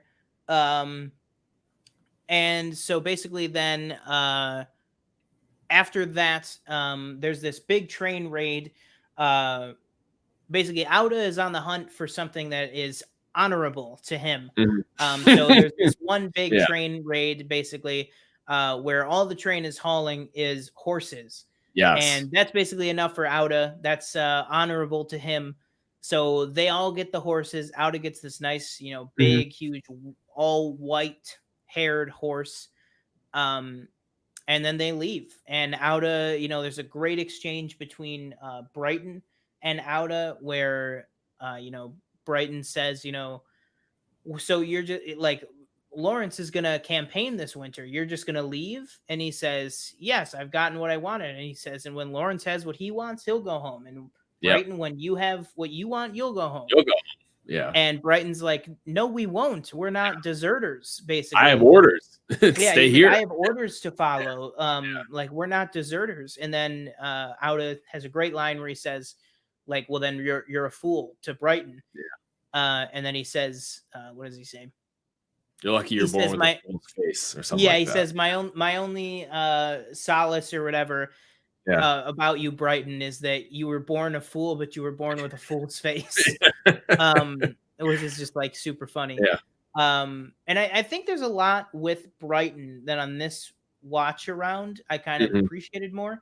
I think he's definitely one of the kind of point of view audience characters where he kind of starts out as your stereotypical British soldier, kind of like you could tell he's on the track to become like an Allenby one day, basically. And especially, you know, in like the second to last shot of the movie, you can really tell that, you know, Brighton's kind of course in history has been altered, has been knocked off course by Lawrence being in his life, which is a great scene that we'll get to a little bit later on. So then after that, you know, it's really just a few band of them. You know, Brighton has gone back to Cairo to get his next orders. So it's really Lawrence, Ali, and a few people left.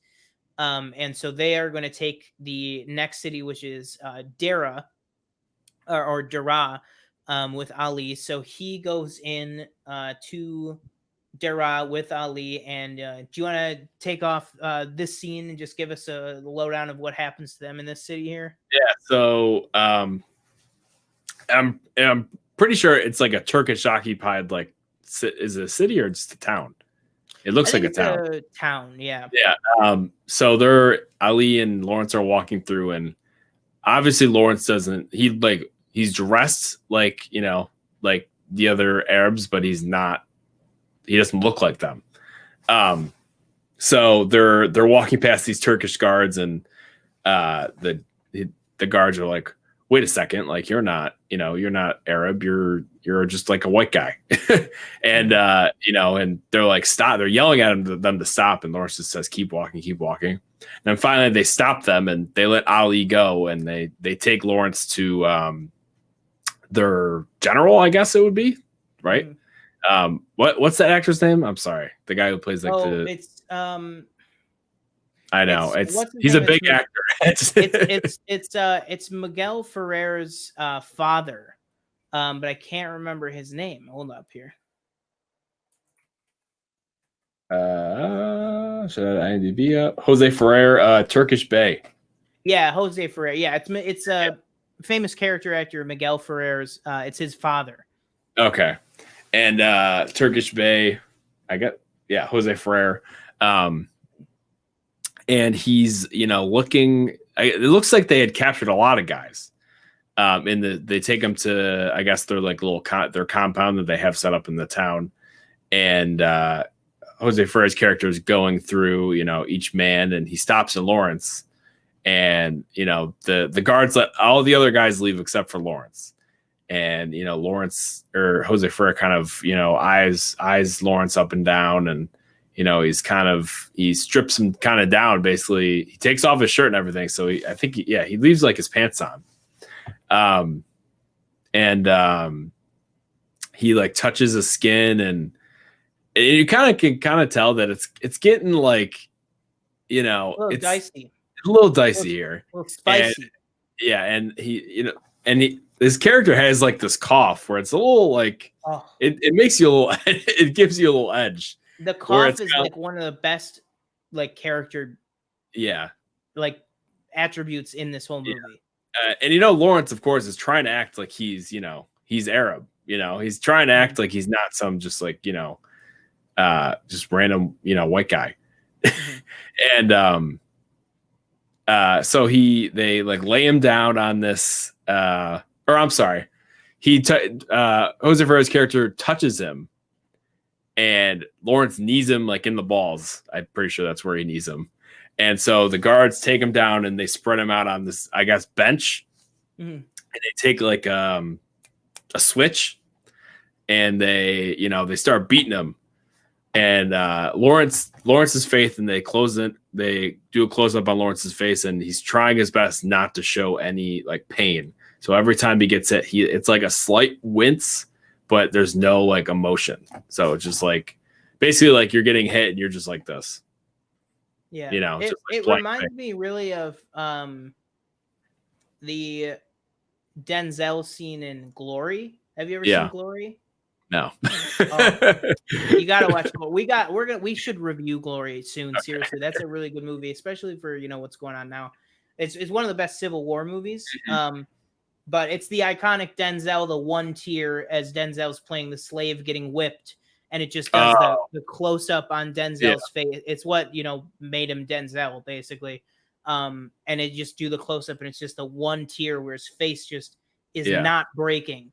Like Lawrence doesn't have like the one tier moment, but it's basically that same kind of shot to compare it to. Is just the steady shot right on his face of just like it goes back to what he says at the very beginning of the movie of how does he do the trick with the match?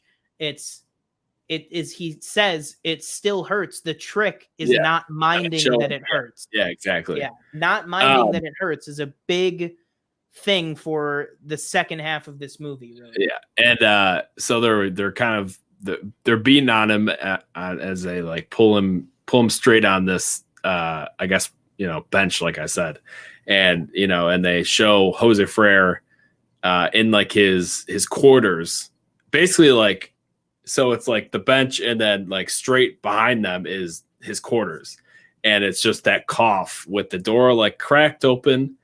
And you kind of get like a sense that, it's like, okay, this isn't going to end well. Which they don't show it, but you basically like, you basically make the assumption that he was like, raped. They raped him. Yeah. Which again, I'm pretty sure like in his books that he's wrote, he's said that. I could be wrong, but if I remember correctly, he's said that he was raped and stuff like that. Yeah. And then, so Ali is, waiting outside in the back, and he's waiting for I think he's just waiting for Lawrence to be released, because I'm assuming either that or he's going to try to break in, get him to escape. So he's kind of waiting in the shadows out back, and then they open the door, the guards open the door and throw Lawrence out the back door, and Ali runs to him, and yeah. And just to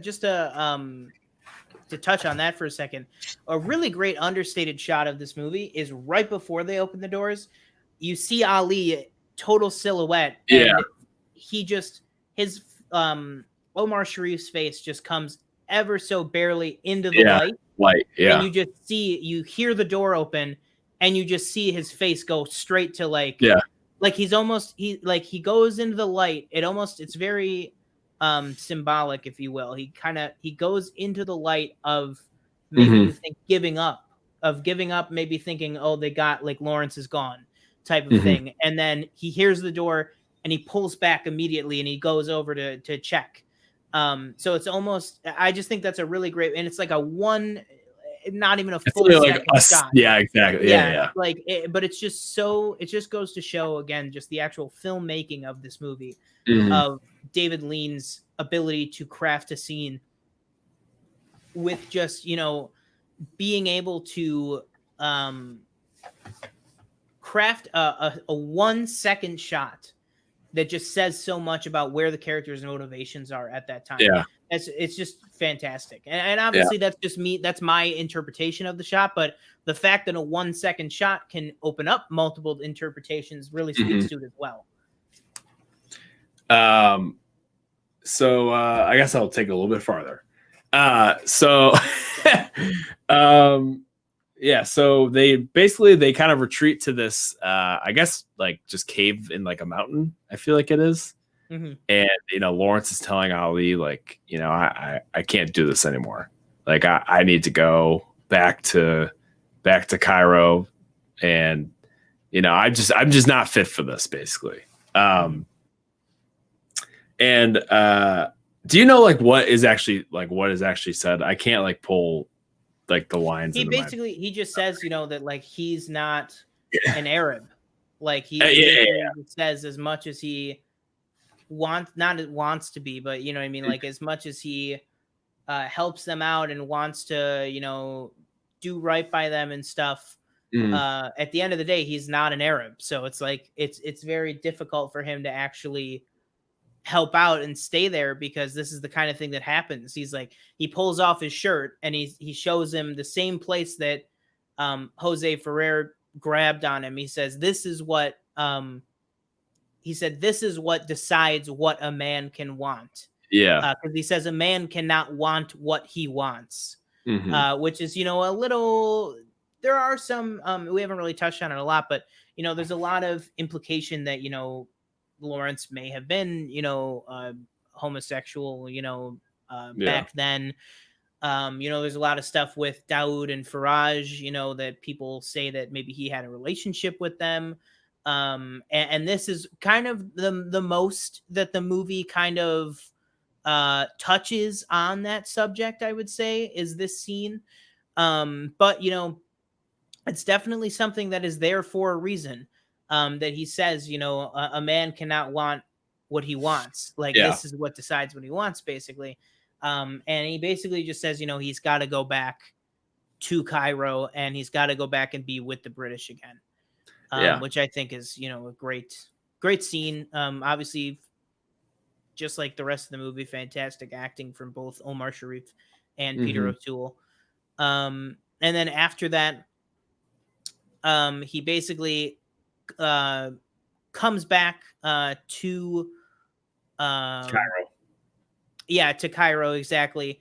And then after a short while, they're in Jerusalem now, and General Allenby, they have a great kind of fight, him and General Allenby, where, you know, Lawrence says, I don't want to go back into the fighting. I can't do it. You know, give me anything else. Give me a desk job. Give me whatever. I don't like who I am when I'm out there. Exactly. Like, just don't send me back to Arabia. If you could, I'm sorry, real quick. If you could like kind of quick clip that whole like little tiny bit argument in the background where he's like, I don't want Arab friends and I don't want to be a part of, you know, your big push. I think that'd be good. Okay. I just think it's one of the I don't know why. I just think it's one of the best exchanges in the movie for some reason. Because like, you know, one side you have him, he's like, you know, you're an amazing man. Like, why would you not go back to do this? And, you know, almost Lawrence is, like I said, I noted it, you know, after his like whole experience with the Turkish and stuff like that, he's almost like grounded in a way where it's like, I'm not this untouchable, you know, prophet anymore. It's like, I'm still, you know, just me, a British man who, you know, happens to be, you know, leading this revolt. So it's almost humbling in a way, I want to say. But, you know, of course, you know, and it's those both sides where it's like, you know, I need you to help me, you know, not take Arabia. I don't want to say that because I guess, well, yeah, I guess like I need you to fulfill this. And this is why I'm pushing you towards this because you're good at it. And he's like, I can't do this anymore. Mm-hmm.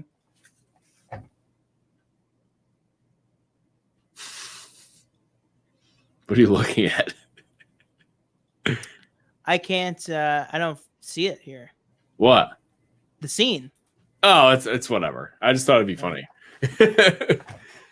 Well, I gotta edit this. All right. Well, yeah, this is a rough one. So where do we leave off? Where do we leave off on? I'm talking about the big push and the argument, and basically he like coerces him back into going. Like they're on they're having a chit chat on the balcony, and you know he says, "Lawrence, you're the most extraordinary man I've ever seen, I've ever met." And you know, Lawrence almost is like, you know, he's succumbing to his own. I don't know what you would call it. Yeah, can you say? Would it be narcissism or no? Yeah, pretty much. Yeah. Okay, he'd be like, he's like, I know. He's like, I know. I'm the most wonderful man you've ever met. Blah blah blah. Mm-hmm.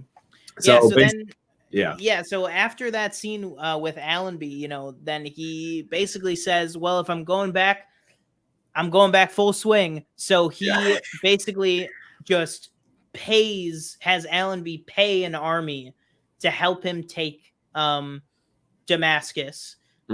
So, you know, one thing is that they're fighting cause. They're not fighting for Arabia anymore. They're fighting for money.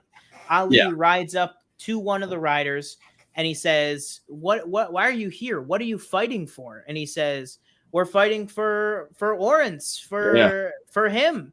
And Ali realizes that he's like, what has this guy become? Because he realizes they're not fighting for Arabia. They're fighting for money and what they think is fighting for Lawrence. And it's like, that has nothing to do with it. And then there's this great scene where, you know, one of the paid soldiers screams, "No prisoners."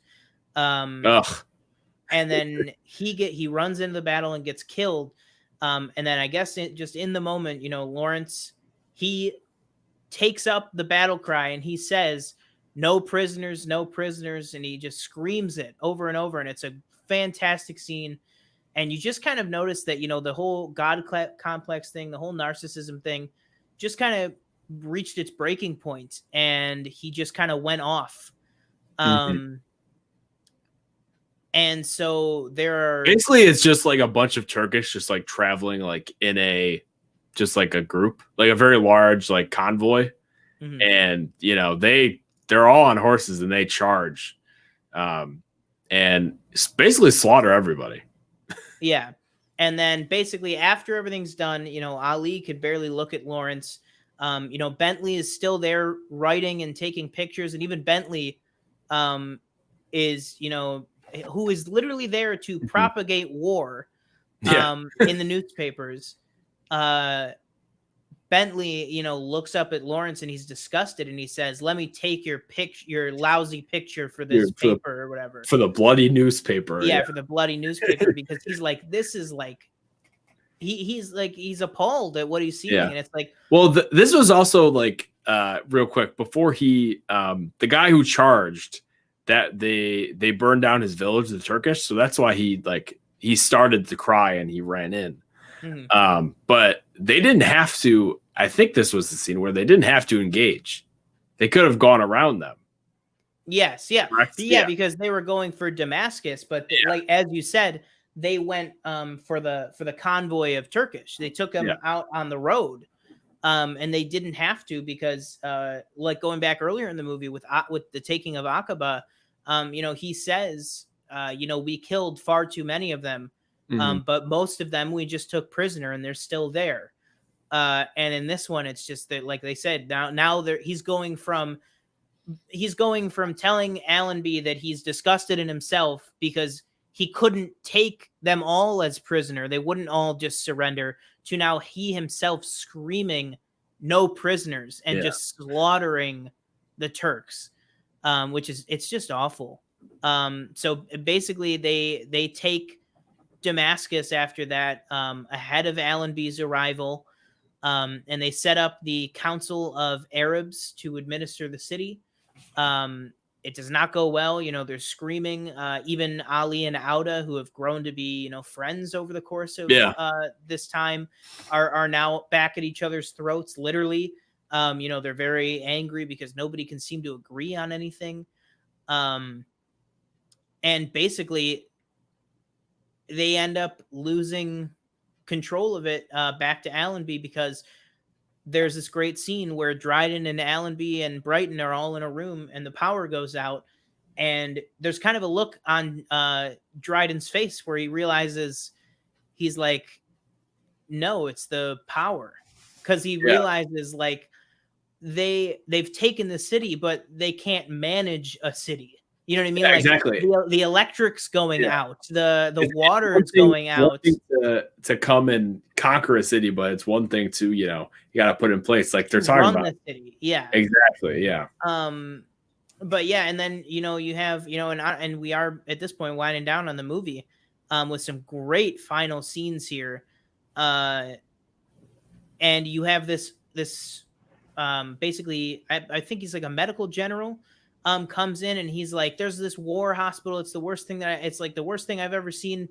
You know, it looks terrible." And Allenby's like,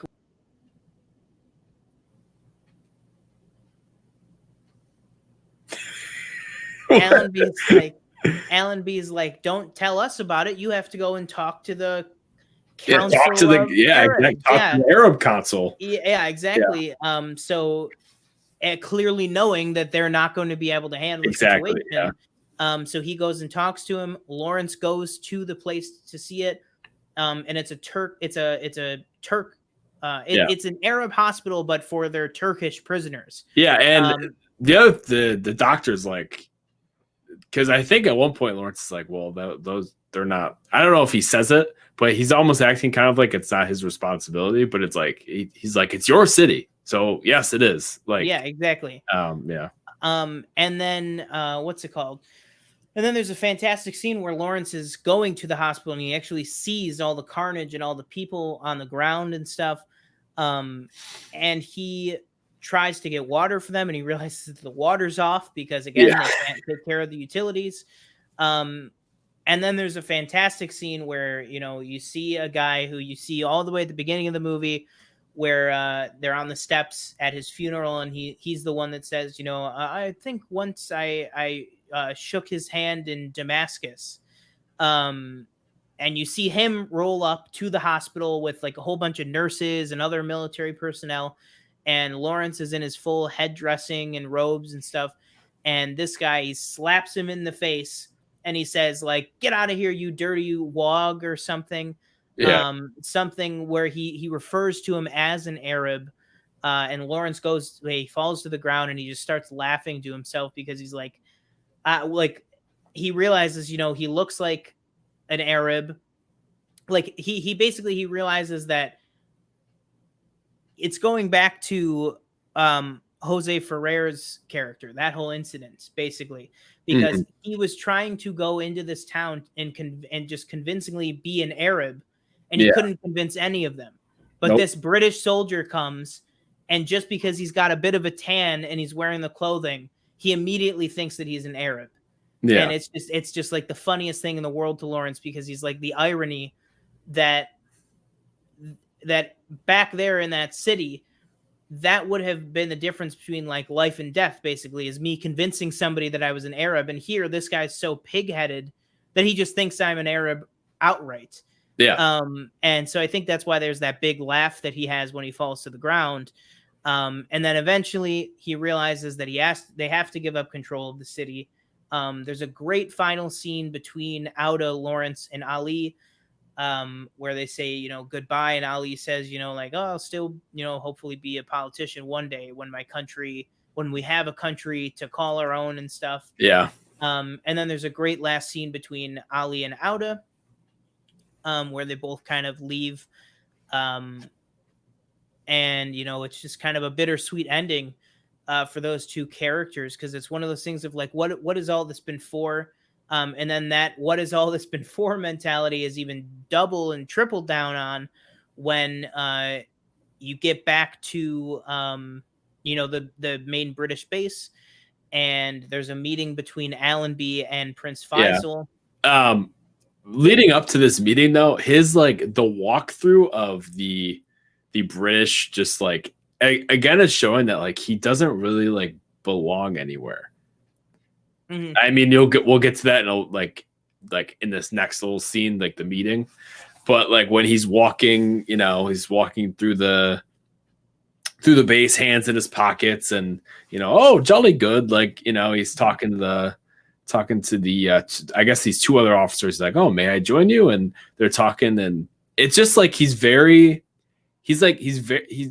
seems very flamboyant in a way, but you can tell that he's just not fitting in. It's like he's trying to be the Lawrence from the beginning of the movie, but you can tell he's putting it on as an act. And because he knows, and us as an audience know, that he's never going to be that innocent again. Because of everything that he's seen, he's never going to be that same person. Yeah. And they even say that because he breaks off. He's like, oh, I got to go talk to the general now, and the two guys that he's walking with walk by, and he hears him go, he laid it on a little thick, like, Yeah, exactly. And then, like you said, he gets to the meeting with Allenby and Faisal, and then you realize what they've been kind of hinting at and what he's been asking about the whole film, which is you finally find out, the British intentions in Arabia, which is to basically sit down with Prince Faisal and break it up and have the British take as much as they can, basically. So they're having a dispute over, I believe, a water treatment facility. And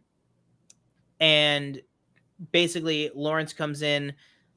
He's promoted to colonel. Faisal says that he should be proud. Allenby says he should be proud. You get a shot of Brighton kind of looking uncomfortable, I would say.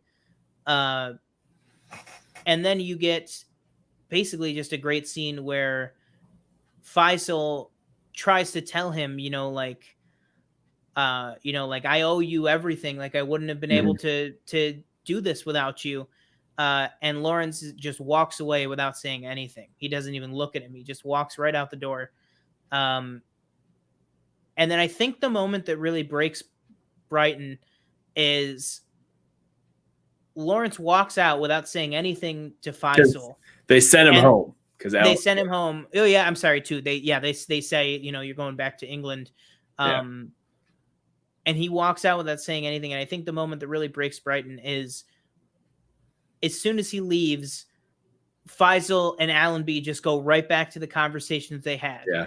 And it's like, they're even like, oh, we're rid of him finally. Like, yeah, he said, Faisal says something along those lines. He says Lawrence is a double-edged blade, is he not? Yeah. Aren't we equally glad to be rid of him? Yeah. And it's like, and Brighton's just like, there's literally a close-up of Brighton, and you could just tell behind his eyes that like, he can't, like, he's like disgusted with the situation that he's in, basically. Yeah. And so Brighton just stands up and he has to be excused, and he runs out, and you can tell he's running out to try and go after Lawrence. I don't know if he was trying to just go with him and like just saying that he was like deserting like the army or something, or just like going with him for that, or just going to tell Lawrence how much Lawrence meant to him, how much to Brighton, I mean. Because obviously, they've been through all of that together. And really, out of the British Army, Brighton's the only one that can possibly understand what Lawrence is going through, because he was the only one that was there in it with him. You know what I mean? Yeah.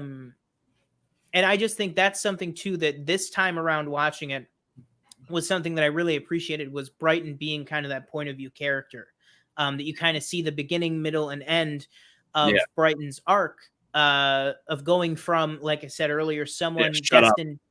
Yeah, exactly. Someone saying, like, listen, when we go to Prince Faisal, I'll do the talking. You shut up. Someone clearly destined to be an Allenby type. Yeah. Is now more likely to be someone like even Ali. You know what I mean? Someone who is wanting what's best for everyone in the situation, that previously, didn't give a crap about anyone's true feelings or true beliefs or anything.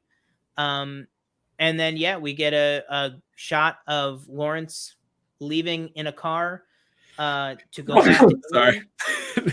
And then, you see, he sees a bunch of Arabs riding off on horseback, and he kind of stands up to see if he knows any of them, and he doesn't. Yeah. Kind of like that's where I should be. Exactly. Yeah. Kind of longingly. And then you see another thing I really picked up on this time, the last shot of the movie, you see a motorcycle drives past them at like high speed off into the distance, and it's kind of like, he's just riding to his inevitable fate that we saw at the very beginning of the movie. And it's like, you can tell that, he did all of this kind of for nothing. Yeah. And now he's just going back to live his remaining less than 10 years in England until he dies. So that's the end of Lawrence of Arabia. What were your thoughts on the final scenes and the final end of the movie? For as big a movie it is, it really, I think, has an understated ending. Yeah. I think it really kind of ends quietly and reservedly. I would agree. There's no like big action scene that it ends with or anything like that. And you don't go out of Lawrence of Arabia saying, "Oh, that last shot." You know what I mean? It's just a close-up shot of him riding off in the car. But yeah, so that would be my. And what would be your final thoughts on the whole film as a whole? Let's see. What did I write? Sorry. Yeah. So basically, what I wrote about. Obviously, great film. What probably one of the greatest films. I don't know how Peter O'Toole didn't win an Oscar for this. What's his name for To Kill a Mockingbird one? Gregory Peck. Yeah. I mean, obviously, I think we said it in beginning of part one. It won, best picture, best director, best cinematography, etc. For what I said, my overall thoughts on the movie. An epic film truly deserving of that title. The cinematography, story, action, and direction is excellent, and this movie will forever hold up, in my opinion. Mm-hmm. Yeah.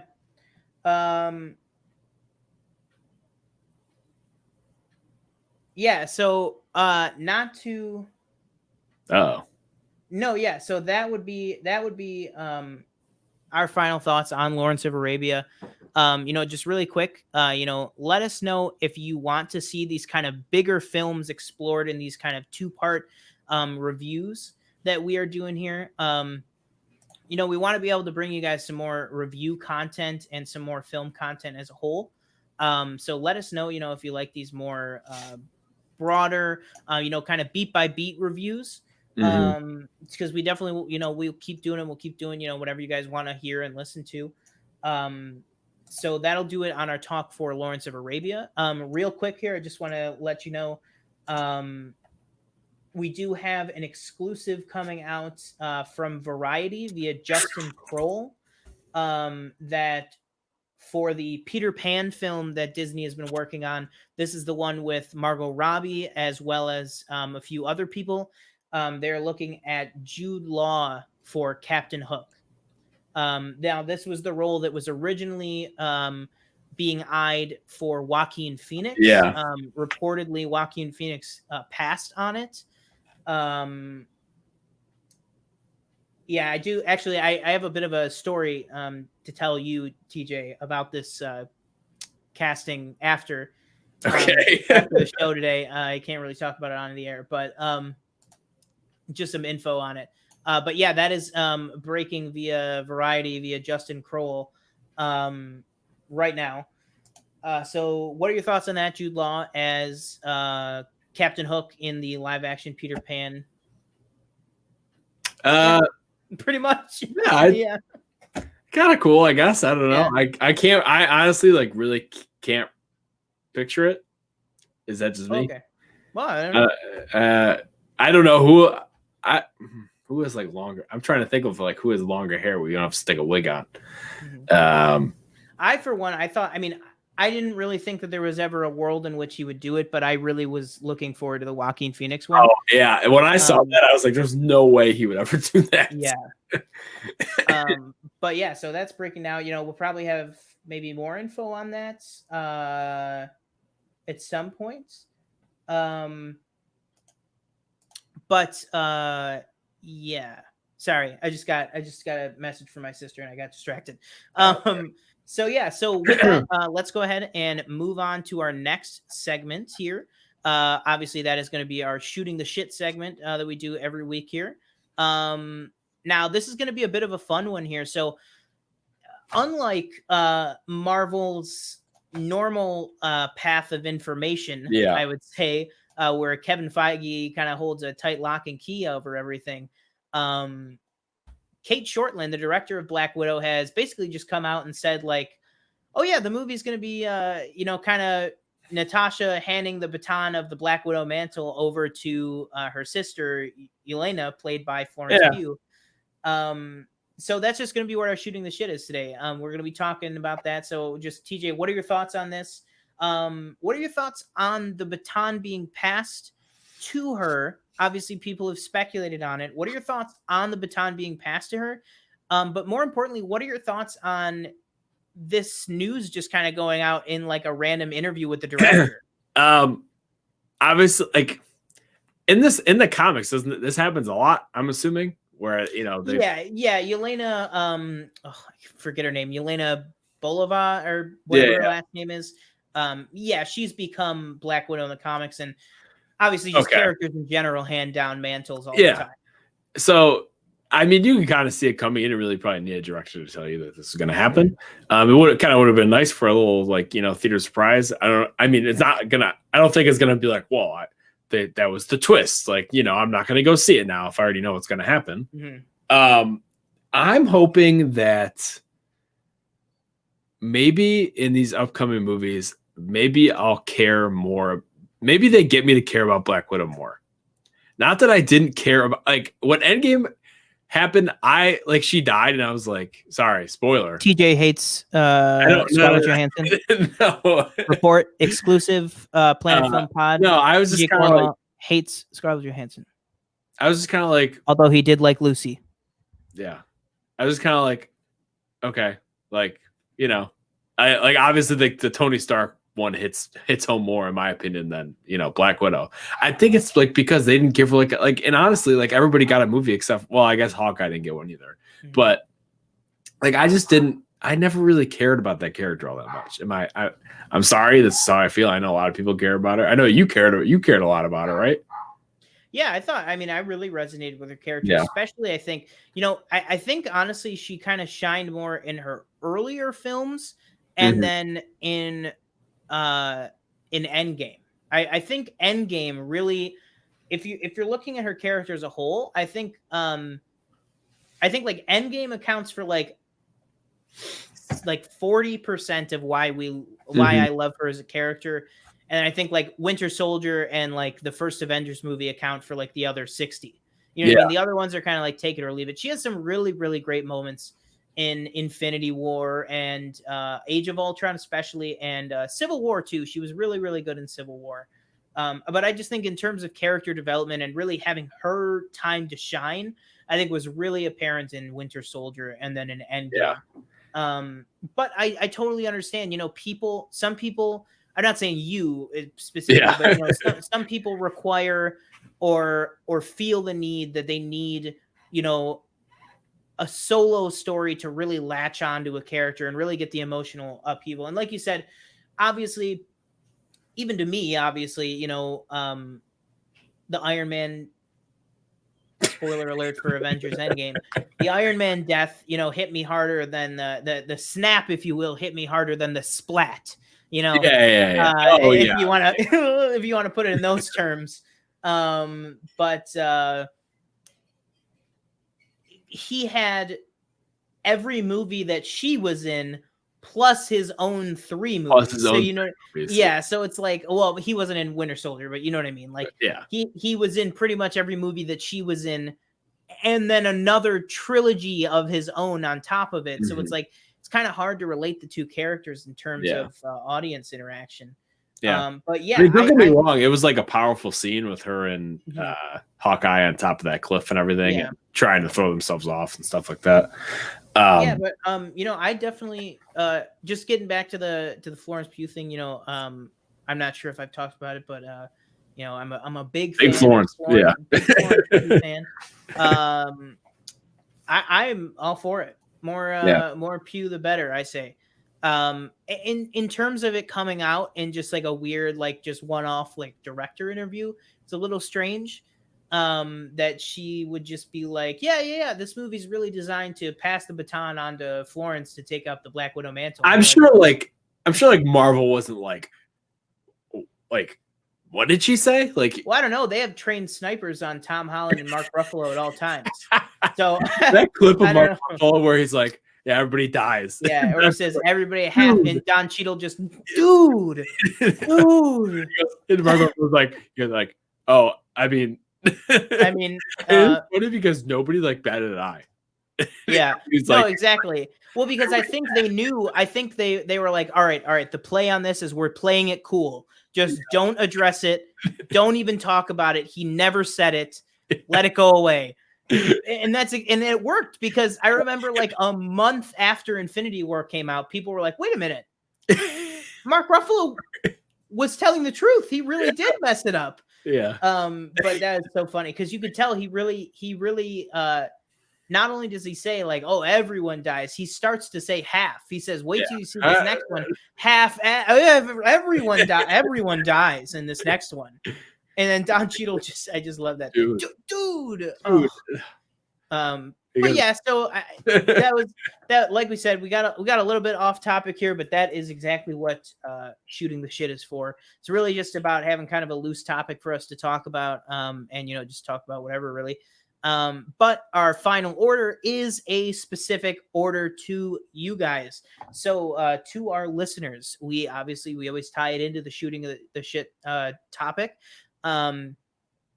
What do you think? Are you excited for a new Black Widow in the MCU? As much as I resonated with Scarlett Johansson and with Natasha's character, I'm super excited to see that role continue in the MCU with a new character. Give that character, a spotlight to shine, going forward here. But what are your thoughts? Tweet at us using the hashtag or at Planet Film Pod on Twitter. As well as you can email us at planetfilmpod@gmail.com. So again, we want to know, are you excited for a new Black Widow in the MCU?